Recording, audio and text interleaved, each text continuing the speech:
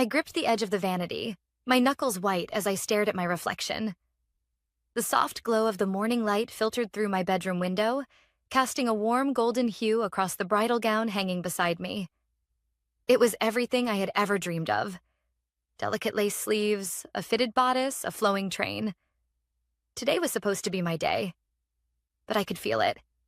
The storm brewing just beneath the surface. A soft knock at the door. "Linda?" I turned to see my fiancé, Daniel, peeking in, his expression unreadable. That wasn't good. Daniel always wore his emotions like a billboard. Joy, excitement, frustration. But right now, his face was carefully neutral. I set my brush down. "What happened?" He stepped in and closed the door behind him. "Your sister called me last night." My stomach twisted. "She's coming to the wedding, isn't she?" I asked, already knowing the answer. Daniel let out a slow breath. "Not just coming. She wants to walk down the aisle, before you, in a wedding dress." Silence. Deafening. A slow, creeping horror seeped into my veins, and for a moment I thought I might actually laugh. It was absurd. Insulting. But at the same time, so painfully predictable. My sister Emma had been my parents' golden child for as long as I could remember. If she wanted something, she got it. If I wanted something, I got whatever was left over. And now she wanted my wedding. I clenched my jaw, forcing the wave of bitterness down. And my parents? Daniel sat on the edge of the bed, rubbing a hand over his face. They're backing her up. They think it's only fair since she's older and hasn't gotten married yet. My grip on the vanity tightened. Only fair. Fair. That word had never once worked in my favor. I took a deep breath. "And what did you say?" Daniel met my eyes, and for the first time since he walked in, a slow, almost mischievous smile tugged at his lips. I told him I'd think about it. My brows furrowed. "Think about it?" And then he leaned forward, his voice low. "Linda, we're going to use this to our advantage." I blinked. Daniel was many things. Kind, loyal, protective. But one thing people always underestimated about him? He was calculating when he needed to be. "Do you really think I'd ever let this happen?"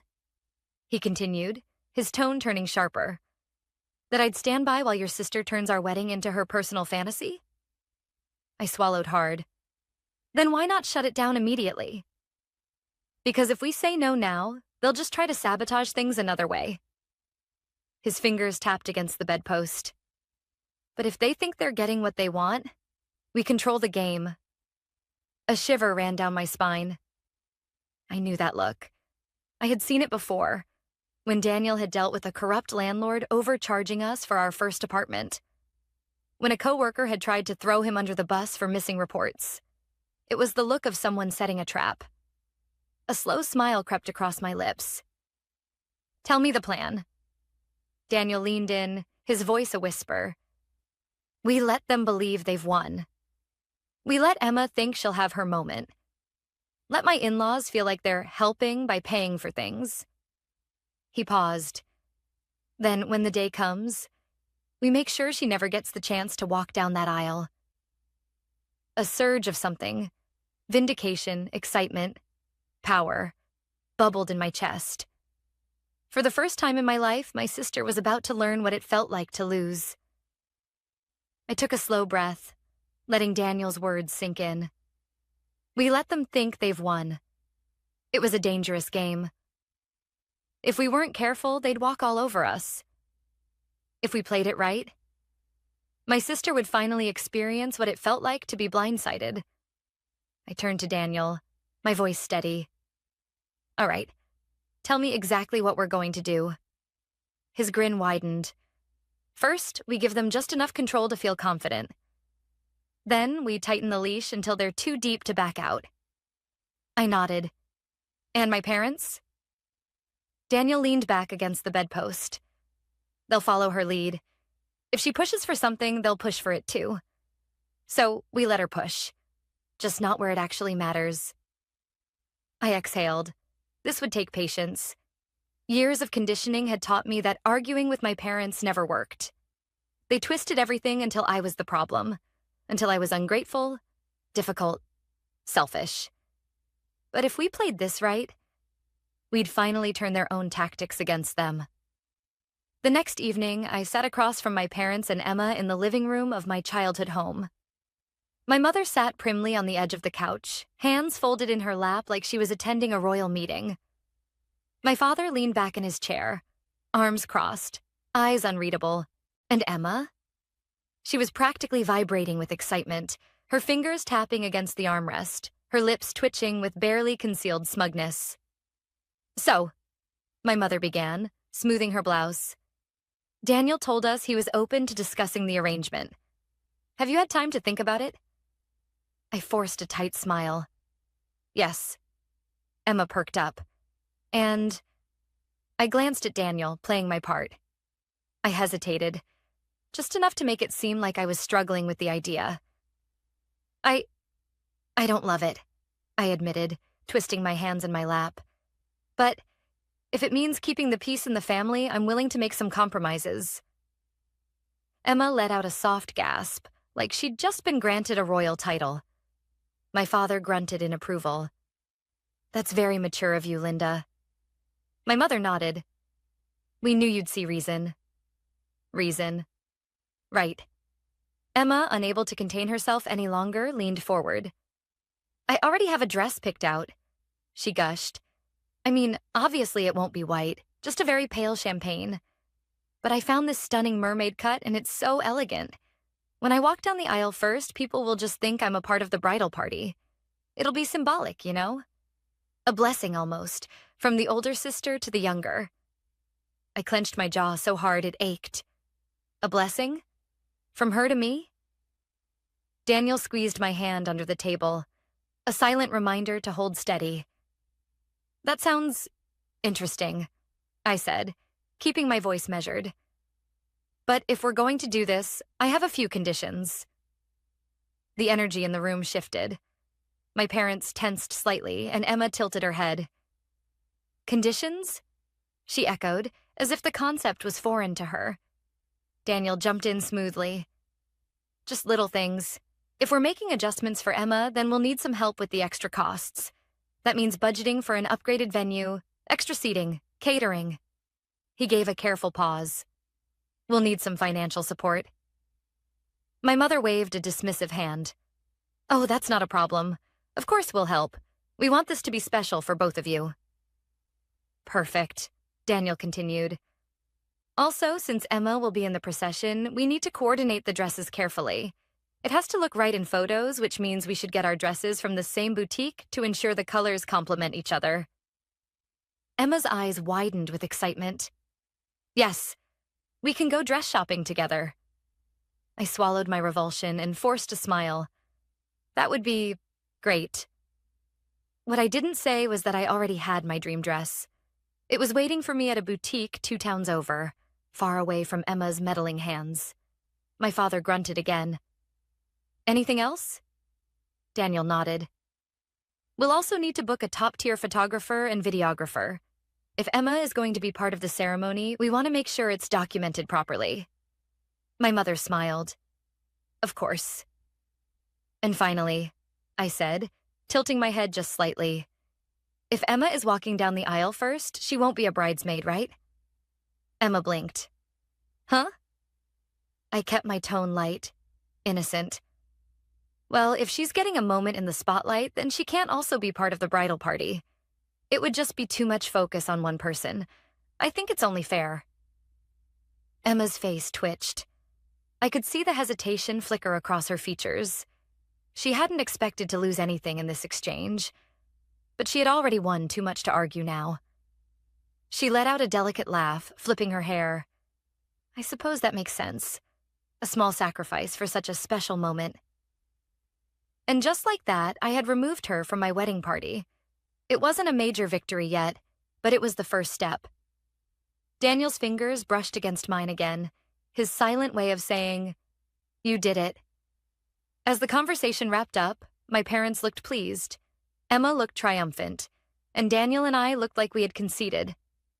But in reality, we had set the stage. They had just paid for their own downfall. If there was one thing I had learned from growing up in my family, it was this: never let them see you coming.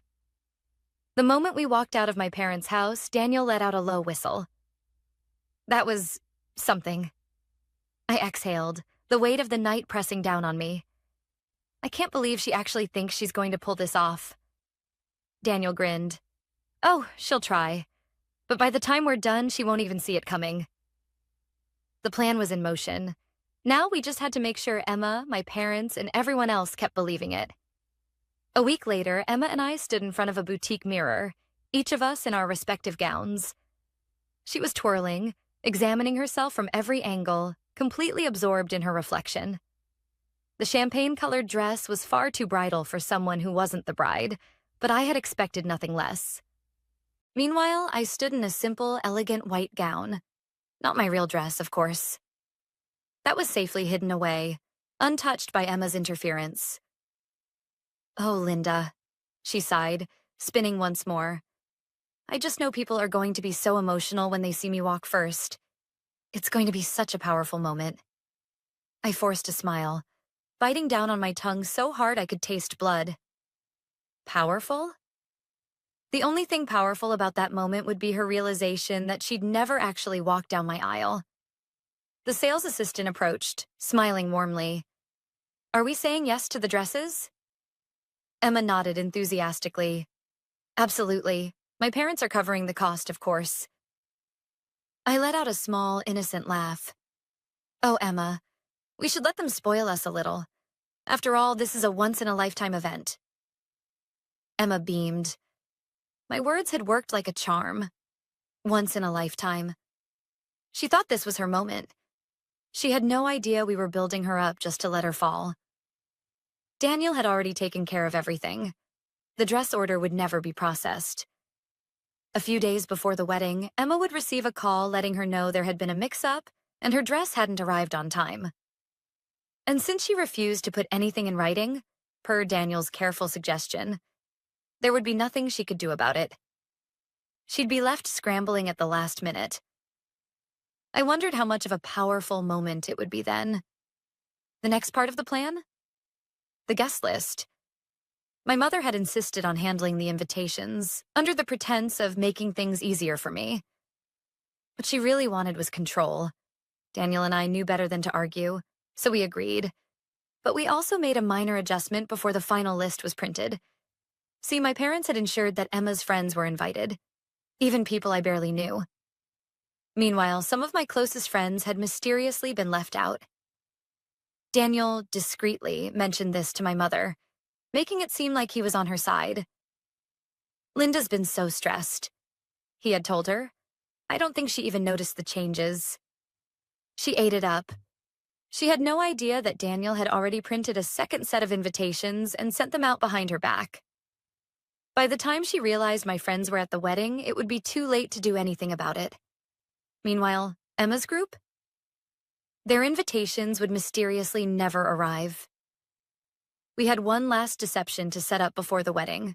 It was risky, but if it worked, it would guarantee that Emma would be exactly where we needed her on the big day. Daniel and I invited my parents and Emma over for dinner. I played the nervous bride, pretending I was having second thoughts about our arrangement. I just don't want any surprises, I murmured, keeping my voice small, vulnerable. I know Emma wants this to be special, but I can't handle any last-minute changes. Emma huffed, rolling her eyes. Linda, you worry too much. Just trust me. Oh, Emma, I already knew she had a plan to upstage me. The fake aisle walk wasn't enough for her. She was planning something else. We just needed to flush her out. So I took the bait. You promise you won't do anything unexpected? I asked. No surprises, no extra speeches, no... Linda, Emma smirked. I wouldn't dream of it. She was lying, of course. We just had to wait and see what she was planning. Because whatever it was, Daniel and I would be one step ahead. As they left, Daniel pulled me into his arms, whispering against my ear, You're doing great. I let out a slow breath, steadying myself. The stage was set. Emma had no idea the wedding she thought she was stealing would never happen for her. She was about to get exactly what she deserved. The morning of my wedding arrived with an eerie sense of calm. I should have been nervous, my stomach tied in knots. But as I sat in my bridal suite sipping my coffee, I felt nothing but anticipation. Today wasn't just my wedding day. It was the day Emma would finally learn what it felt like to lose. The first sign that everything was going wrong for Emma came at 9:17 a.m. I was getting my hair done when my phone vibrated on the table beside me. I glanced down and saw a text from my mother. Mom. Linda, we have a huge problem. Emma's dress is missing. The boutique says it was never ordered. I felt my lips twitch. Oh, Emma, this was exactly the moment we had been waiting for. I took a slow sip of my coffee before responding. Me. Oh no, that's awful. What happened? Her reply was instant. Mom, I don't know. Emma is panicking. She says she confirmed the order, but they're claiming she never did. Can you call them? I let the message sit there. I wasn't about to rush to help my sister fix a problem that had been carefully orchestrated. 10 minutes later, another message came in. Mom. Linda, please. This is a disaster. I finally replied. Me. I'm so sorry, but I can't get involved right now. I'm getting ready for my wedding. I'm sure Emma will figure something out. I could picture exactly what was happening at that moment. Emma, standing in front of a mirror, her hair half done, screaming at my parents. My mother frantically calling the boutique, demanding to know what had happened.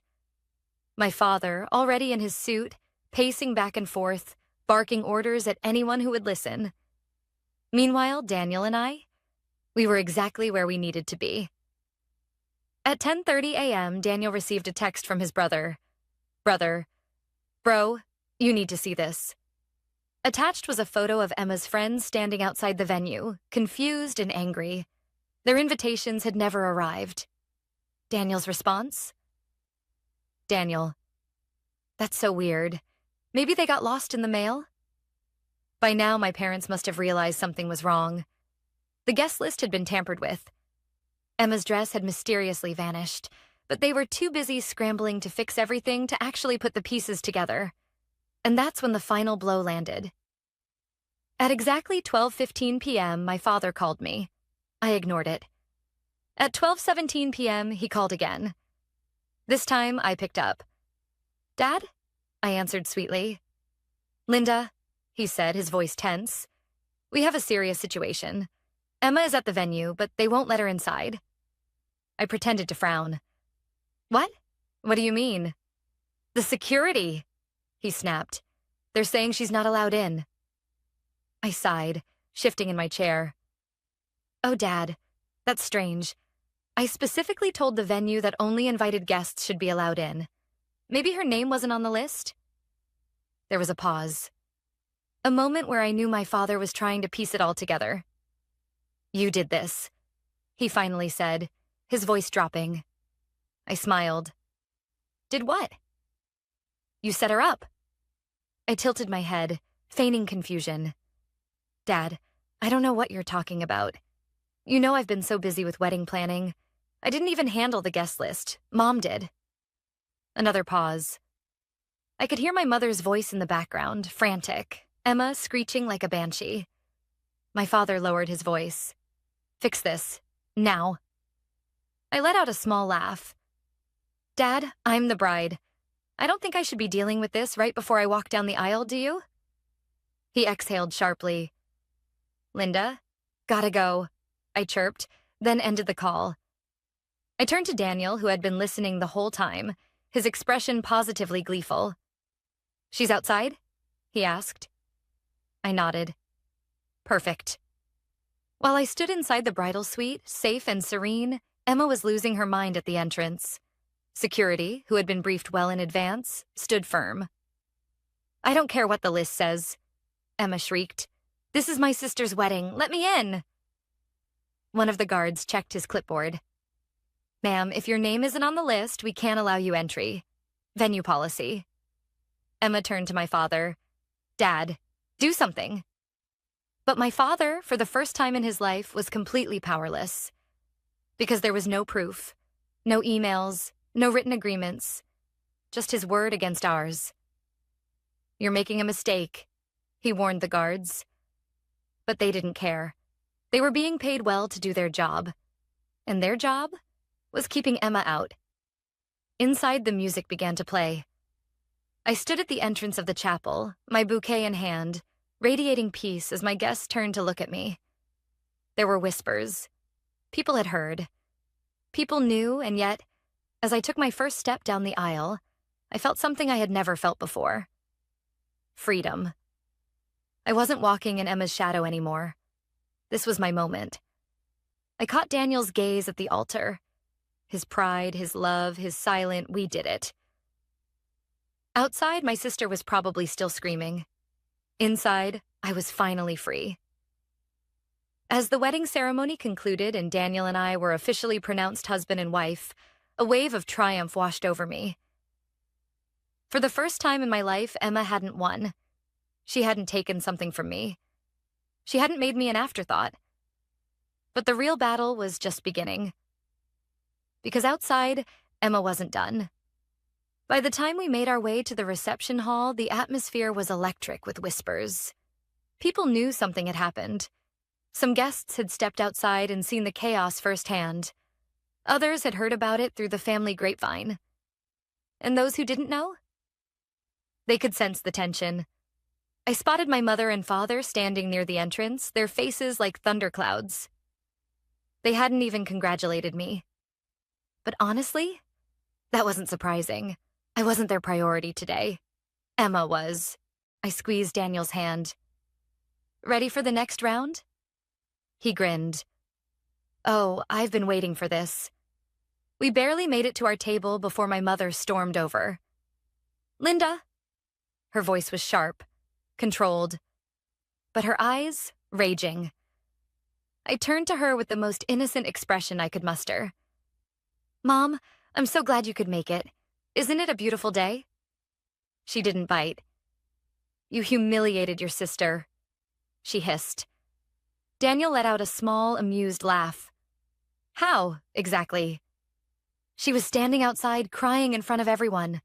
My mother snapped. You set her up. I feigned deep confusion. Mom, I really don't understand. We sent out invitations months ago. If Emma's name wasn't on the guest list, that wasn't something I handled. Maybe you should ask yourself what went wrong. She spluttered, eyes narrowing. I asked myself exactly that when the security told us she wasn't on the list. My father cut in. His voice was low, controlled, but beneath it was pure fury. And? I tilted my head. And I realized something. You've been playing us this whole time. The silence around us was deafening. The guests at nearby tables were listening. My mother leaned in, her voice shaking. You think you're so clever, don't you?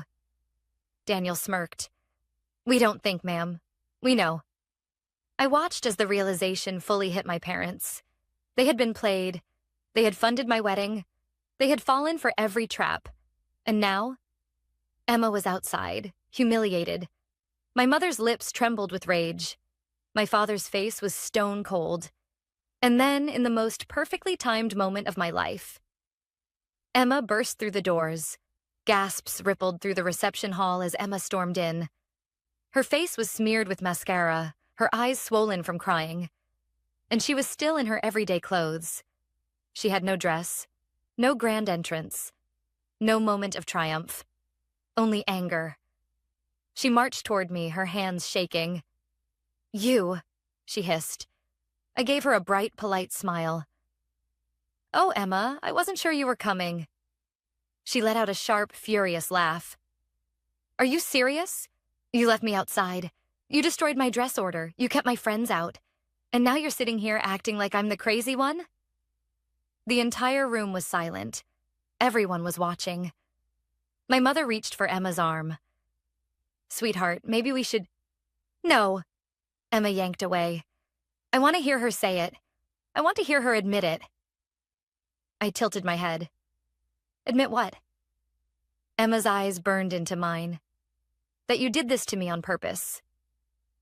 I took a slow sip of my champagne. Then I set the glass down and leaned forward. Emma, I said softly, so only she and my parents could hear. You did this to yourself. Her breath hitched. I smiled. You tried to take my moment, and it backfired. Her hands curled into fists. You think you won? She whispered. I leaned back. I know I did. Daniel chuckled beside me. You'll get over it, Emma. That was the final breaking point. With a frustrated scream, Emma grabbed a glass from the nearest table and threw it. Right at me. The glass never hit me. Daniel, who had been expecting something like this, caught it midair. There was a collective gasp from the guests. Emma froze. My father grabbed her arm. Enough. My mother looked horrified. And then I heard it. The murmurs from the guests. She's lost it. I can't believe she did that. She's embarrassing herself. This is her own fault. Emma's face drained of color. For the first time in her life, she realized that no one was on her side. Not even our parents. Daniel set the glass down carefully. Then he turned to my father. I think it's best if you take Emma home, he said. My father, for once, didn't argue. He nodded stiffly, grabbed Emma's arm, and led her away. My mother hesitated, glancing at me. I didn't say a word. And finally, after a long moment, she turned and followed my father out. The doors swung closed behind them. I let out a deep breath, and then, in the most surreal moment of my life, the entire room burst into applause. People clapped, cheered, and as Daniel wrapped his arms around me, pressing a kiss to my forehead, I realized something. I was finally free. The air felt lighter after my parents and Emma left. For the first time in my life, I wasn't waiting for the next fight. I wasn't bracing for another betrayal. I was married. Happy. Free, and Emma? Emma had been exposed. The reception moved on quickly after the dramatic exit. People were eager to change the mood, and I couldn't blame them. The music started again, the drinks flowed, and laughter filled the room. I danced with Daniel, surrounded by people who actually cared about me. It was surreal. I had spent my entire life fighting for scraps of love and attention from my parents. I had wasted years trying to be enough. And in the end, I had been chasing something that was never real. I didn't need their validation. I had my own life now. A husband who stood by my side. Friends who had been there all along. A family that I was building for myself. Emma, my parents. They weren't a part of that anymore. And that thought? That was the most liberating feeling of all. The honeymoon flight was early the next morning. Daniel and I barely got 4 hours of sleep before heading to the airport. And as we waited to board, my phone buzzed. My mother. I sighed, staring at the screen. Daniel glanced over. Don't do it, he said. Don't let them drag you back in. I knew he was right, but something in me needed to hear what she had to say. So I picked up. Mom. A beat of silence. Then, you've really done it this time. I closed my eyes. Mom, if you're calling to lecture me... Your sister is devastated, Linda, she snapped. You embarrassed her in front of everyone. How could you? How could I? I let out a soft laugh. Mom, are you really asking me that? I asked. After everything she did? My mother scoffed. She didn't deserve that level of humiliation. You should have just let her walk down the aisle. Would it really have hurt you? And there it was, the final confirmation. Even after everything, even after my wedding had almost been stolen from me, my mother still believed that I should have stepped aside for Emma, that I should have let her win, that I didn't deserve to have something for myself. And in that moment, I finally let go of any last hope that my parents would change. They wouldn't. They never would. I exhaled. You know what, Mom? I don't care anymore. A pause. Excuse me? I don't care what you think, I said, my voice steady. I don't care what you or Dad or Emma say about me. I'm done. Linda. I cut her off. Number, listen to me. I straightened my back, gripping my phone tightly. I spent my entire life being the afterthought in this family. I continued. I spent years letting you and Dad put Emma first. I let you make me feel like I was less than her. Like I had to fight for even the bare minimum of your love. My mother was silent. But not anymore, I said, my voice unwavering. This was the last time you tried to take something from me. And it didn't work. I won't be manipulated again. I won't fight for a place in your family. Because I don't need one. Linda, don't be ridiculous, she said, her voice sharp now. We're your parents. We're family. You don't just walk away from family. I smiled. Then maybe you shouldn't have treated me like a stranger my whole life. And then, before she could say another word, I hung up. Daniel was watching me carefully. You okay? I let out a breath. And for the first time in years, I actually meant my answer. Yeah, I'm good. Because I was. I wasn't sad. I wasn't angry. I wasn't waiting for their approval anymore. I was free. Daniel wrapped an arm around me, pressing a kiss to my temple. Proud of you. I smiled, leaning into him. As we boarded the plane, I felt a weight lift from my shoulders. This was it. A new chapter. A new life. One where I wasn't fighting to fit into someone else's expectations. One where I chose my own happiness. And as the plane took off, leaving everything behind, I knew one thing for certain. I had finally won.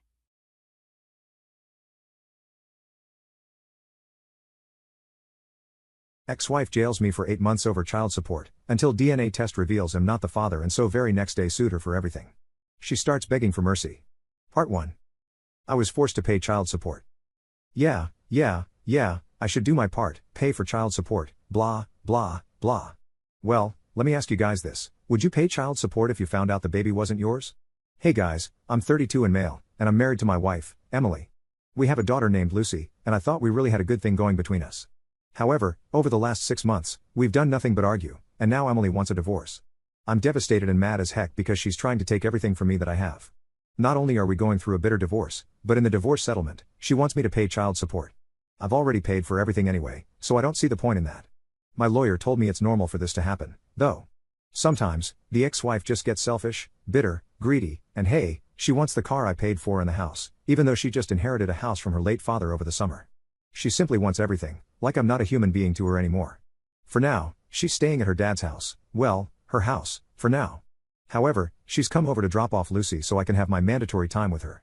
She even tried to make it where I could only get our daughter every other weekend instead of every weekend like originally, but I couldn't let that happen. I fought tooth and nail to get my allotted time with my daughter. Then, all of a sudden, there's a knock at the door. I go and answer, knowing it's going to be her.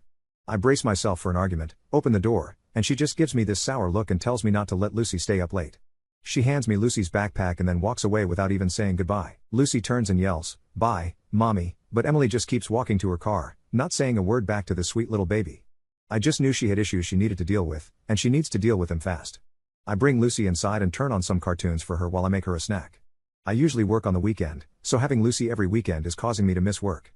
It's been a year since the divorce settlement went through, and I've been paying child support and missing work every single weekend. I finally lost my job. I walked into work on Monday, and my boss told me to pack up my stuff and go. I wasn't necessarily shocked by it, but man, did it sting a little bit. I've worked for this company for 15 years, and now it's all gone.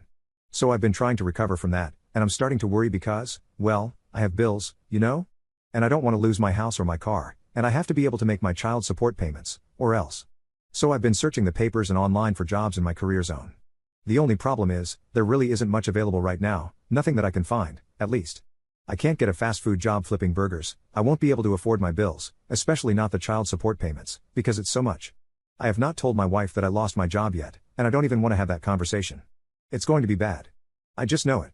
It was always hard to talk to her about things that might upset her, and I've always had to lie about things instead of just being open with her, because she simply can't handle the bad news. I hated lying, but I never wanted to just sit there and argue about every little thing. But I'm going to have to do something because she's going to know I can't make the payments. Maybe I can just not say anything and try to get a job before she says anything to me. Oh, but I doubt I'll get that lucky. But you never know how it could go down. Just maybe, if there's a will, there's a way. Let's fast forward to now. It's been 4 months, and I still haven't found a job that would let me afford all my bills. I've missed quite a bit of my child support payments. I never told my ex-wife, but she obviously knew something was up since she wasn't getting the money. She called me, screaming, "Where's my money?" I just told her that I didn't have it and wouldn't have it anytime soon. And, of course, just like that, I suspected she went out of her way to make sure I suffered for not paying. I can just imagine that the first thing she did was call the authorities as soon as she hung up the phone with me and reported me for not paying the child support very swiftly, because before I knew it, it was 5 a.m. and the police were there knocking on my door. I answer, and they say, "Andy, is that you?" "Yeah," I said, waiting for them to tell me that I was under arrest for lack of child support payment. And of course, that's exactly what they said. So now I'm in handcuffs and on my way down to the police station. It's the weekend, so I won't see the judge until the next Monday. They strip-searched me and took all my clothes, shoes, and wallet, and now I'm in an orange jumpsuit, surrounded by other real criminals. I kept thinking, I don't belong here. Just because I couldn't find a job and make my payments.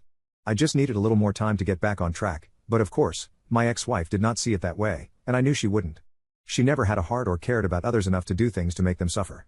If it were up to her, she would get every single dime I make and more.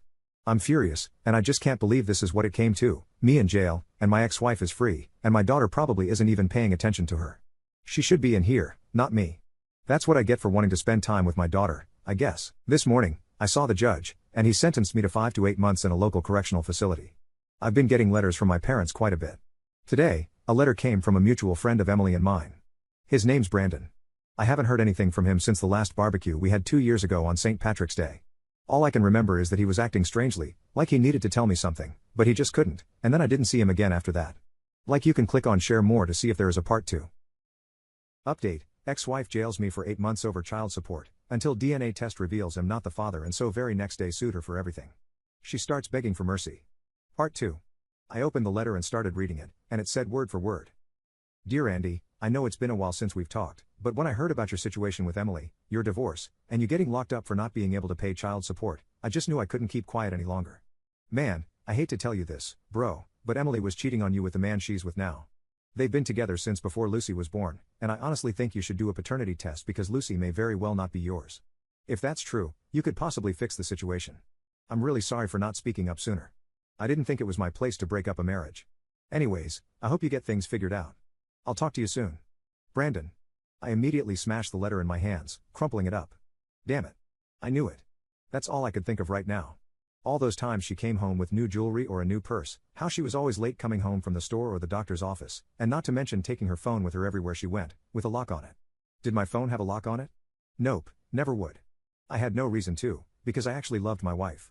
And now I know she was just using me for money, and possibly to trap me into paying child support for a child that might not even be mine. Wow. I served my time and didn't have any problems during my whole stay, except for the first day. I even made a few friends who were also in there for not being able to keep up with their child support payments.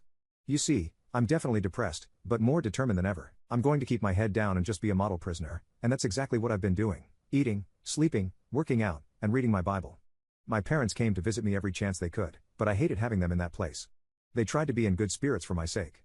Now that I'm home, I'm just trying to figure out a way to start over. I need to be able to find work, or I'll just end up right back in there. I've decided I'll have to find a job outside my career field. That was nerve-wracking, because I've always done the same thing for so long, I don't know how to do anything else. I've been getting letters from my mom and dad a lot, and they've come to see me a couple of times as well.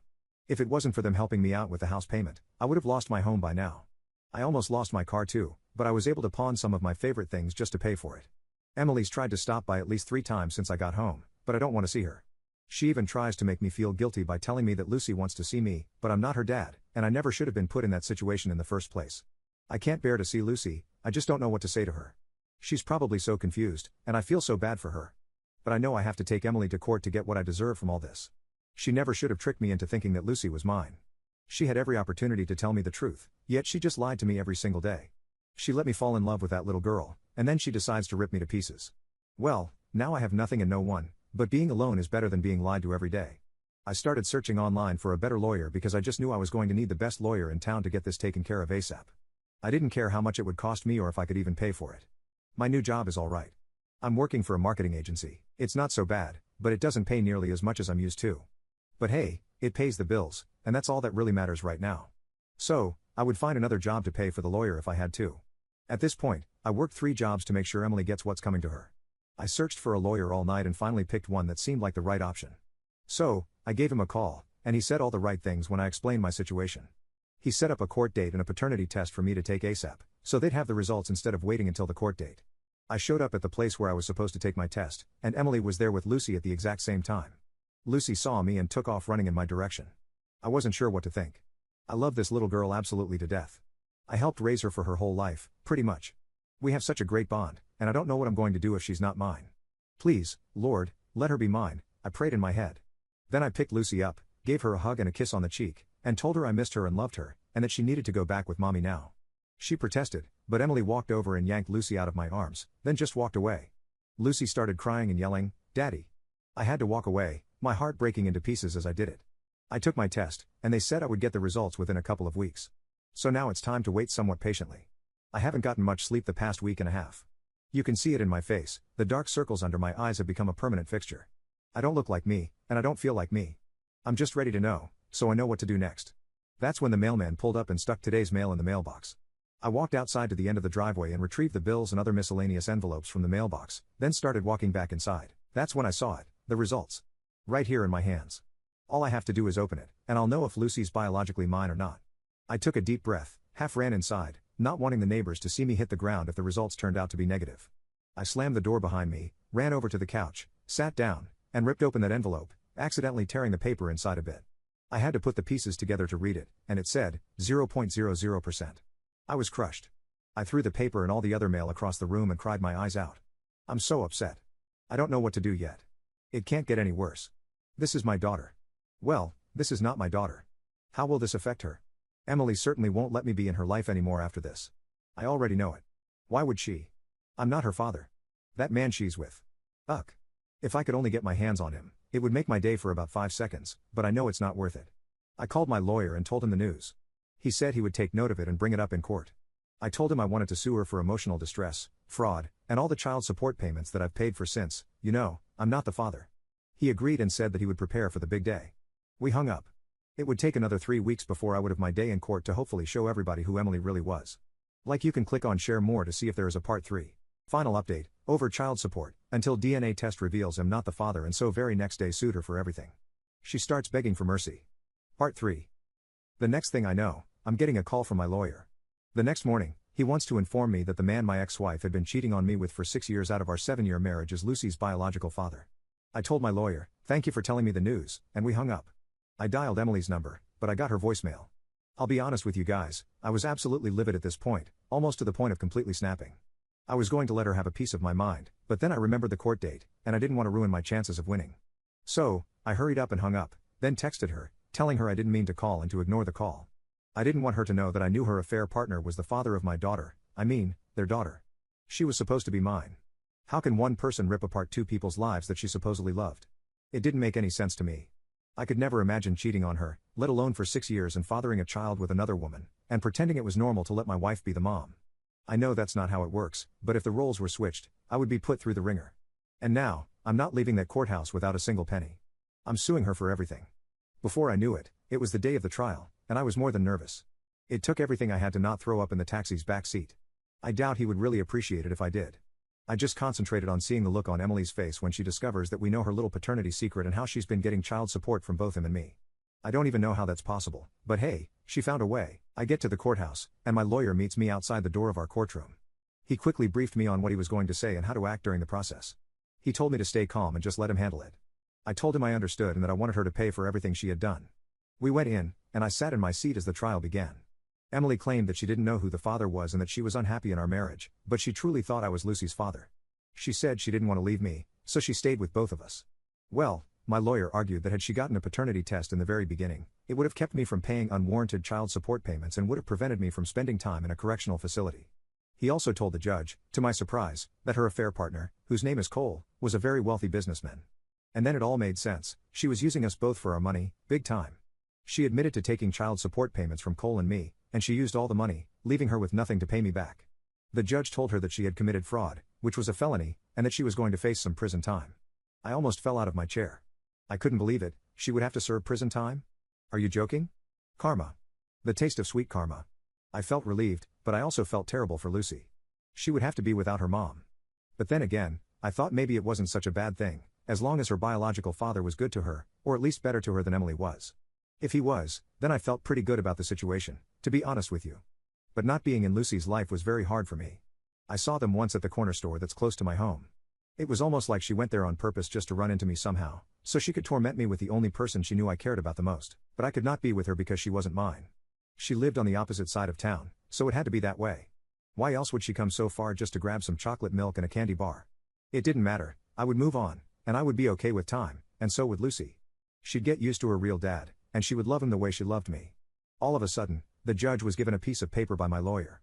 The judge cleared his throat and said these exact words: "It's come to my attention that you, miss, have a house that you inherited from your late father." Emily looked shocked, and, obviously not wanting to, she shook her head yes, then looked in my direction. I hurriedly looked straight ahead. I got it, the look on her face of pure shock and horror. Now she'd feel the pain I'd felt these past few months, the pain of losing my daughter, my wife, learning of her affair, losing my job, and the pain of going to jail. Well, I guess you could say it was now her turn. The judge told Emily that she would have to serve a minimum of 3 years in prison and that she would be releasing the title to the house to me as payment for child support. I wasn't expecting that, but either way, it was another win for me on the books. I sat back in my chair and sighed with relief. I looked at her squirm. She's got a rude awakening coming her way. She's not built for prison, let alone jail. Wow, they'll chew her up and spit her out. I felt an ache of guilt in my heart because the wounds were still fresh, but I just ignored it. I would not feel sorry for her, not anymore. I just can't anymore. It's been a year and a half since Emily first got sentenced. She's getting out today on good behavior, and I don't know if I should be worried or not. Boom. Boom.